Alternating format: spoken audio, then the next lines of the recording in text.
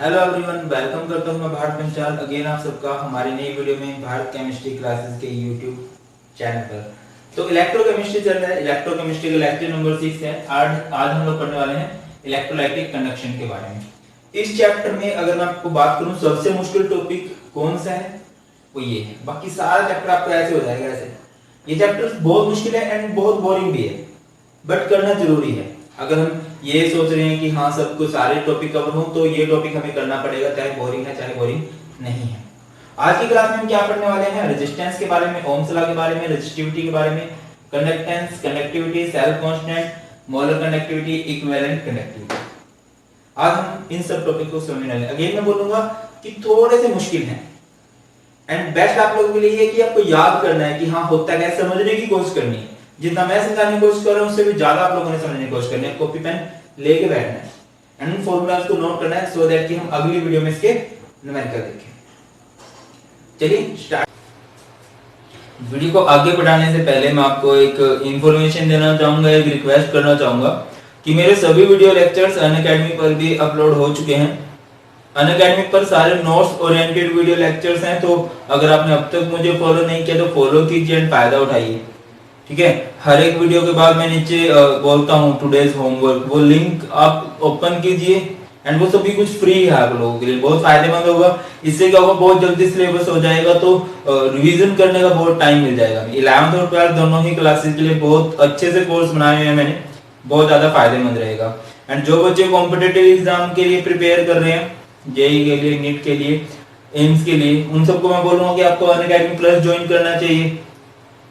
बहुत कम फीस के अंदर आपको पीसीएम सारे सब्जेक्ट मिलने वाले हैं। थोड़ी सी फीस में वो सारे सब्जेक्ट होंगे आपके कवर एंड वहां पे रेफरल कोड यूज कीजिए आप भारत पंचाल 92। उस थोड़ी सी फीस में भी आपको 10% डिस्काउंट मिल जाएगा। स्टिल आपके कुछ डाउट्स हैं इसके रिगार्डिंग, आप मुझे व्हाट्सएप पर मैसेज करके पूछ सकते हो। करते हैं रेजिस्टेंस की। रेजिस्टेंस को हिंदी में कहते हैं प्रतिरोधकता, रुकावट। समझ लो, जैसे हम सिग्नल क्रॉस कर रहे होते हैं, वो ट्रैफिक सिग्नल लगे होते हैं, वो रुकावट पैदा करते हैं ना, ऐसे ही होता है रेजिस्टेंस। डिफाइन किस तरह से करूंगा मैं रेजिस्टेंस को भी? It is the ability, it is the ability of an object to restrict the flow of electricity through it। क्या होगा इसमें? रुकावट पैदा करेगा ये उसके लिए जो इलेक्ट्रिसिटी इसके अंदर से पास हो रही है। रेजिस्टेंस को डिनोट किया जाता है आर से एंड यूनिट रहती है इसकी ओहम। यूनिट क्या होती है रेजिस्टेंस की? ओहम होती है। ठीक है, ओम क्योंकि ओम्स लॉ ने बात की थी इसके बारे में। एंड वो कौन कौन से फैक्टर्स हैं जो रेजिस्टेंस को अफेक्ट करते हैं? पहला है नेचर ऑफ मटेरियल या नेचर ऑफ सब्सटेंस। दूसरा है लेंथ ऑफ मटेरियल एंड तीसरा है area of cross section of material. ये 3 फैक्टर्स रहते हैं जिन पे रेजिस्टेंस डिपेंड करती है किसी भी मटेरियल की। रेजिस्टेंस को कैलकुलेट किया जाता है,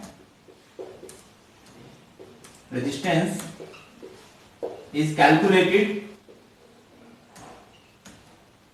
with the help of Wheatstone bridge। किसकी हेल्प से? Wheatstone ब्रिज की हेल्प से कैलकुलेट किया जाता है भाई रेजिस्टेंस को। अभी ओम्स लॉ ने क्या बात बोली? अभी हम कह रहे हैं ना इसकी यूनिट क्या होती है? ओम होती है, या फिर इसको कैप से इस तरह से भी दिखा दिया जाता है। ओम्स ने क्या बोला? उन्होंने बोला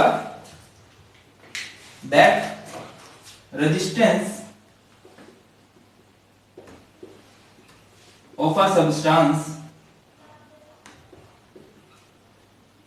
is directly proportional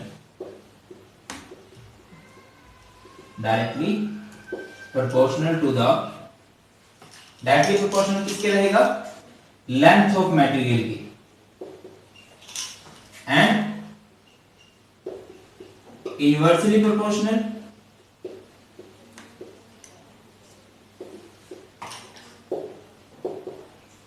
to the area of cross section of material through which electricity flow, जिसमें से आप इलेक्ट्रिसिटी को पास करा रहे हैं। मतलब क्या है कि जो रेजिस्टेंस है वो डायरेक्टली प्रोपोर्शनल होगी लेंथ के एंड इनवर्सली प्रोपोर्शनल होगी एरिया की। कैपिटल ए भी लिख सकते हो, स्मॉल ए भी लिख सकते हो, समझ रहे हो ना। सिंपल समझे यार, जितनी लेंथ ज्यादा होगी करंट को पास होने में इतना टाइम लगेगा, एंड जितना उसका एरिया ज्यादा होगा उतनी आसानी से उसमें से करंट पास हो जाएगा। ठीक है, तो यहां से अगर आप इसको कंबाइन करते हो तो ये क्या बात बनने वाली है आपकी, R is directly proportional to L by A। इसको हटाते हैं तो इसके नाम कुछ कांस्टेंट आएगा और वो कांस्टेंट आता है रो। इस कांस्टेंट को बोला जाता है रो, एंड इसको नाम दिया जाता है, इसका नाम होता है रो का नाम होता है स्पेसिफिक रेजिस्टेंस। स्पेसिफिक रेजिस्टेंस या फिर सिंपली क्या बोल दिया जाता है, इसे रेजिस्टिविटी बोल दिया जाता है। स्पेसिफिक रेजिस्टेंस या फिर सिंपली रेजिस्टिविटी। क्लियर होती है बात कि नहीं होती है। एंड अगर कभी, मैंने आपको हमेशा बोला है कि अगर कभी भी आपको कोई कांस्टेंट डिफाइन करना हो तो उसको कैसे डिफाइन कर सकते हैं, resistivity is resistance, resistivity of a substance is resistance of that substance if length of the conductor is 1 centimeter and area of the conductor is 1 centimeter square, या length of that substance is 1 centimeter and area of that substance is 1 centimeter square, then R is equal to क्या हो जाएगा, रो हो जाएगा। अगर length 1 centimetre या 1 metre भी हो सकता है, एरिया 1 सेंटीमीटर स्क्वायर या 1 मीटर स्क्वायर भी हो सकता है, तो R इज इक्वल टू क्या आ जाएगा, रो हो जाएगा। अभी अगर मैं इसकी यूनिट की बात करता हूं, ठीक है, तो यहां से आप इसकी यूनिट कैलकुलेट कर सकते हो, रो ये बनेगा R A by L। R resistance, resistance क्या यूनिट होता है, ओम। एरिया की यूनिट है सेंटीमीटर स्क्वायर एंड लेंथ की यूनिट है सेंटीमीटर। तो यहां से यूनिट ऑफ स्पेसिफिक रेजिस्टेंस या रेजिस्टिविटी की यूनिट क्या बन गई, ओम सेंटीमीटर या कह लीजिए ओम मीटर। बात क्लियर है कि नहीं क्लियर है, ओके क्लियर है। रेजिस्टेंस रुकावट जो होती है कोई भी सब्सटेंस जो ऑफर करता है इलेक्ट्रिसिटी के फ्लो में, तीन फैक्टर पे डिपेंड करती है उसने उस सब्सटेंस का nature, length and area. Ohm's ने क्या बोला कि जितनी ज्यादा लेंथ होगी रेजिस्टिविटी उतनी, रेजिस्टेंस उतनी ज्यादा होगी, जितना एरिया ज्यादा होगा रेजिस्टेंस उतनी कम होगी। कंबाइन किया, R directly proportional to L by A, proportionality constant को हटाया, रो आया। रो को हम लोग क्या बोलते हैं, स्पेसिफिक रेजिस्टेंस या फिर रेजिस्टिविटी बोल दिया जाता है। इसको हम किस तरह डिफाइन करेंगे, specific resistance is resistance of a conductor whose length is 1 centimetre and area is 1 centimetre square. Unit क्या होंगी, ओम सेंटीमीटर या फिर ओम मीटर। ओके, चलो एक बार देखो आगे करते हैं। अभी नेक्स्ट बात करते हैं कि कंडक्टेंस क्या होता है। अभी जैसे कि मैंने अभी आपको बताया, रेजिस्टेंस होता है रुकावट, प्रतिरोधकता, एंड कंडक्टेंस को बोलते हैं चालकता। ठीक है, कितनी आसानी से वो बिजली को पास होने दे रहा है। अगर मैं डिफाइन करूं तो किस तरह से डिफाइन करूंगा, it is the ability of a substance या ability of a conductor,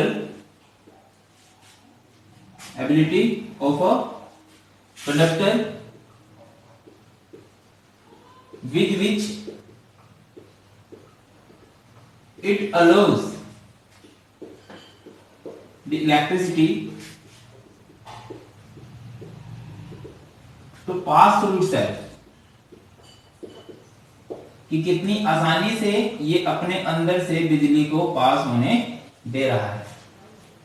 and simply अगर कंफ्यूज ही नहीं होना तो क्या कह सकते हो, it is reciprocal of resistance. Resistance की रेसिप्रोकल होती है कंडक्टेंस। डिनोट किससे किया जाता है, इसको C से डिनोट कर दिया जाता है और G से डिनोट किया जाता है। C का मतलब भी कंडक्टेंस है एंड G का मतलब भी कंडक्टेंस है, बट हम जो प्रेफर करते हैं वो G को प्रेफर करते हैं, ठीक है। एंड है ये 1/r। तो अगर मैं बोलूं कंडक्टेंस, तो यहां से कंडक्टेंस का सिंबल बना, क्या बना भाई, कंडक्टेंस का सिंबल बनेगा G, फॉर्मूला बनेगा 1/r। एंड यूनिट क्या होंगी, जो इसकी यूनिट है उसका अपोजिट, यानी कि इसकी यूनिट होती है ओम। तो ये क्या बन जाएगा, ओम इनवर्स, कैप इनवर्स, मोह, साइमन, या ऐसे साइमन्स बोल दिया जाता है इसे, इस तरह से। ये सारे का सारा है कंसेप्ट इसका कंडक्टेंस का। अभी अगला टॉपिक हमारा अराइज होता है कि स्पेसिफिक कंडक्टेंस क्या होती है। Specific conductance, and simply specific conductance को बोल दिया जाता है कंडक्टिविटी। जैसे रेजिस्टेंस का अपोजिट होता है कंडक्टेंस, वैसे ही स्पेसिफिक रेजिस्टेंस का उल्टा होता है स्पेसिफिक कंडक्टेंस, या कह सकते हो it is reciprocal of conduct of resistivity. Represent किया जाता है इसको कापा से, किससे, कप्पा, कप्पा बोल सकते हैं, कापा बोल सकते हैं, कप्पा से इसको रिप्रेजेंट करते हैं। क्लियर होती है। जैसे आपको याद हो कि रो का फॉर्मूला क्या होता है, रो का फॉर्मूला है R A by L, R A by L। तो 1 by रो क्या हो जाएगा, 1 by रो हो जाएगा आपका कापा, एंड ये फॉर्मूला क्या बनेगा, ये बन जाएगा 1 by R, एंड ये A by L का जब इनवर्स होगा तो ये बन जाएगा L by A। ध्यान से समझिए, ये है कापा, कंफ्यूज मत होइएगा बिल्कुल भी। क्या है ये कापा, कापा मतलब स्पेसिफिक कंडक्टेंस, जो कि रेसिप्रोकल है किसका, स्पेसिफिक रेजिस्टेंस का, एंड रेजिस्टेंस का फॉर्मूला उसका रिवर्स कर दोगे 1 by R, एंड ये A by L का उल्टा हो जाएगा। तो यहां से क्या बनेगा भाई, 1 by R, 1 by R क्या होता है, G होता है, जिसे हम कहते हैं कंडक्टेंस। L by A क्या होता है, L by A को भी नाम दिया जाता है, L by A को नाम दिया जाता है G स्टार से इसको रिप्रेजेंट करते हैं, एंड L by A का स्पेशल नाम होता है, इसे बोला जाता है भी cell constant, cell constant.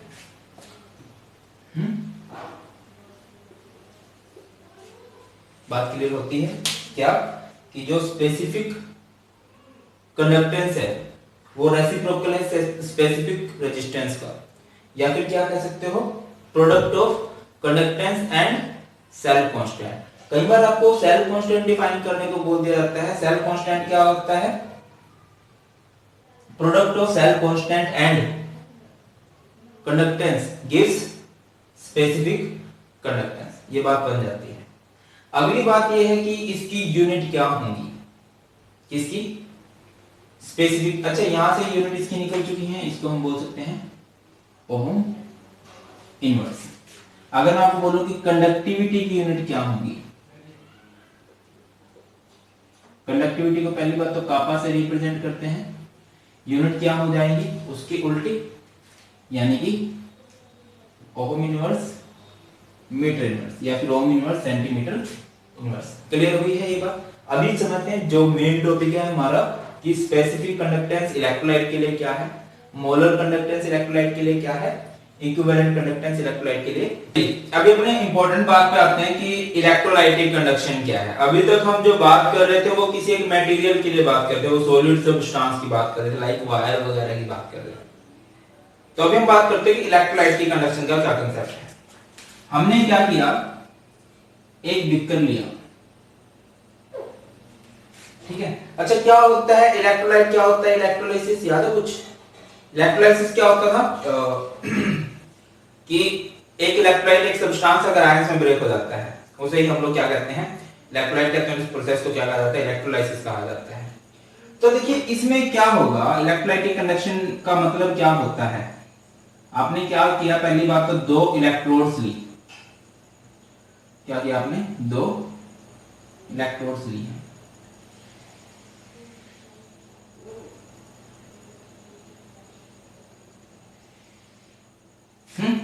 Fix है। आप स्पेसिफिक कंडक्टेंस की अगर बात कर रहे हो इलेक्ट्रोलाइट के लिए, तो ये फिक्स आपको मान के चलना पड़ेगा।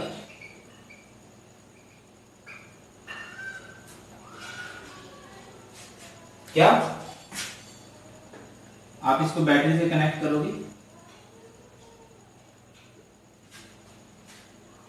यहां पे आपने इसका एक्वा सॉल्यूशन लिया, इसको पूरा ही इसके अंदर डिसॉल्व कराते हैं।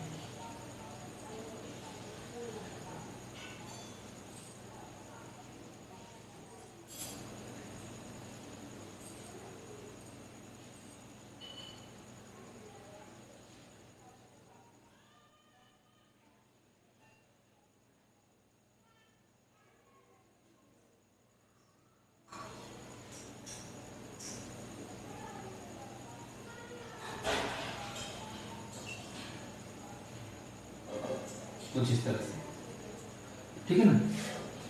तो क्या होती है specific conductance, it is the conductance of all the ions in which, क्या है, इन इलेक्ट्रोड्स का एरिया कितना मान के चलेंगे हम, 1 centimetre square, 1 centimetre square. Area of electrodes कितना है, एरिया ऑफ इलेक्ट्रोड्स है 1 centimetre square. And in electrodes के बीच का जो डिस्टेंस है, वो डिस्टेंस कितना है भाई, 1 सेंटीमीटर है, ठीक है। डिस्टेंस बिटवीन इलेक्ट्रोड्स,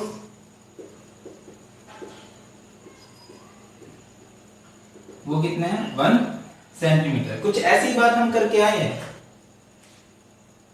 अच्छा एक बात बताइए, देखिए अगर ये डिस्टेंस ज्यादा हो जाएगा तो आयंस को एक जगह से दूसरी जगह तक जाने में टाइम लगेगा, रेजिस्टेंस बढ़ेगी, और जितना ही कम होगा उतनी ही क्या होगी, कंडक्टेंस बढ़ेगी। चलिए बात समझिए, क्या है, एरिया ऑफ इलेक्ट्रोड्स कितना हो, 1 centimetre square, and distance between electrode कितना हो, 1 सेंटीमीटर हो।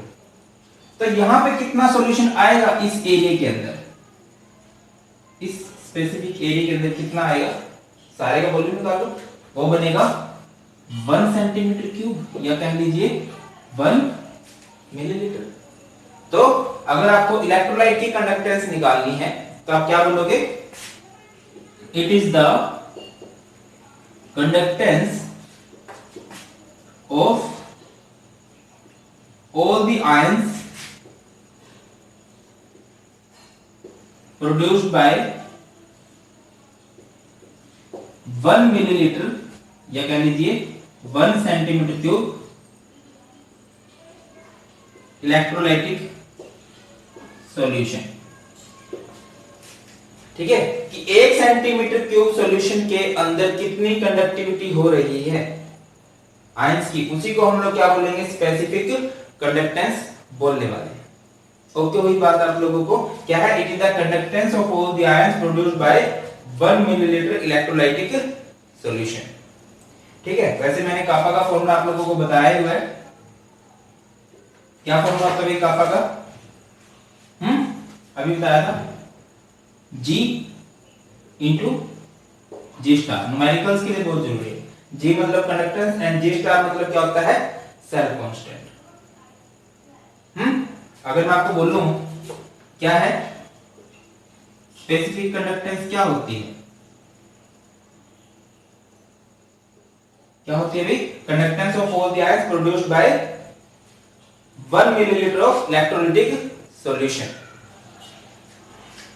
यहां से फॉर्मूला क्या बन जाएगा, स्पेसिफिक कंडक्टेंस क्या होगी 1 मिलीलीटर, या आप यहां से वॉल्यूम की बात कर सकते हो। अगर आपको कभी भी कंडक्टेंस कैलकुलेट करनी है, कोई भी कंडक्टेंस कैलकुलेट करनी है, तो यहां पे आप लिखोगे कापा, एन2 में क्या रखोगे, उसके लिए वी रखोगे। यहां से दो बातें निकल के आती है आपकी।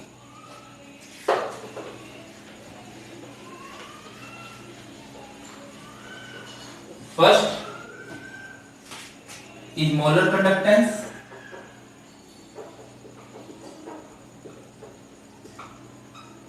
and second is equivalent conductance.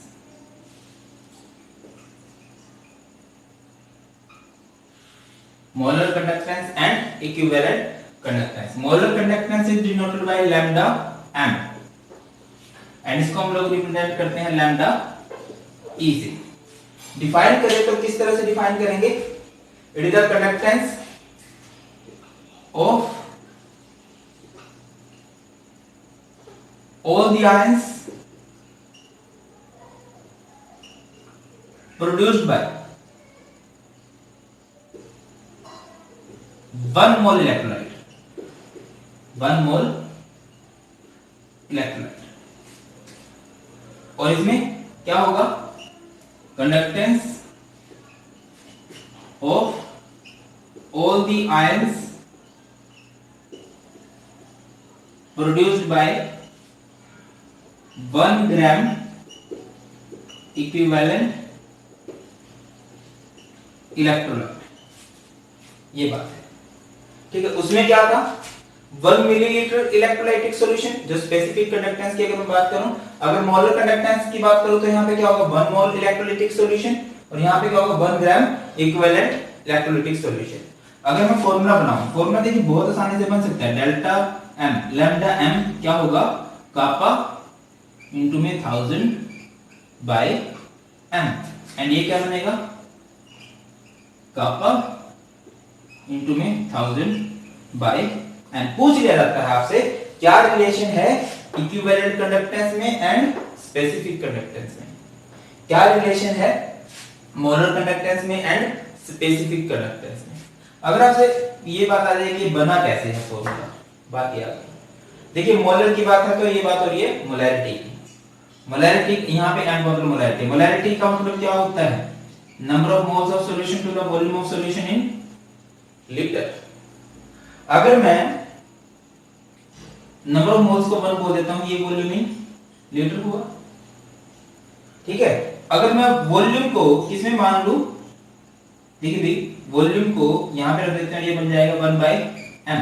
Volume को मैं किसमें मान लेता हूं, इन मिलीलीटर मान लेता हूं, ये क्या वॉल्यूम इन लीटर है, तो ये क्या बन जाएगा 1000 बाय m। एंड मैंने आपको बताया था, अभी थोड़ी देर पहले बता गया था मैं आप लोगों को फॉर्मूला, क्या फॉर्मूला होता है कंडक्टेंस का, kappa into volume, kappa and into में वॉल्यूम क्या है 1000 बाय